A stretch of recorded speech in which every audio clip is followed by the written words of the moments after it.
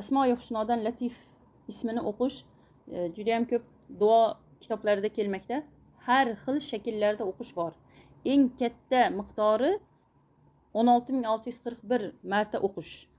Qanaqa mushkuloti bor bo'lsa, qanaqa eshikni ochilishini istayotgan bo'lsa, rizq eshiklari yoki baxti ochilishini istayotgan bo'lsa yoki dushmandan qutulish 16641 marta o'qiladi. Buni o'qish 3 soat davom etadi. Faqat xuddi 6641 marta o'qigan natijaga erishish mumkin. Bu yarim soatda o'qiladigan narsa saloti fathiya yoki Fotih salavoti sharifasi ham deyiladi. 100 marta o'qilsa, keyin yo Latif 1000 marta o'qilsa yarim soat suradi. Xuddi 16641 marta Latif ismini o'qigandek natijaga erishish mumkin. Latif ismi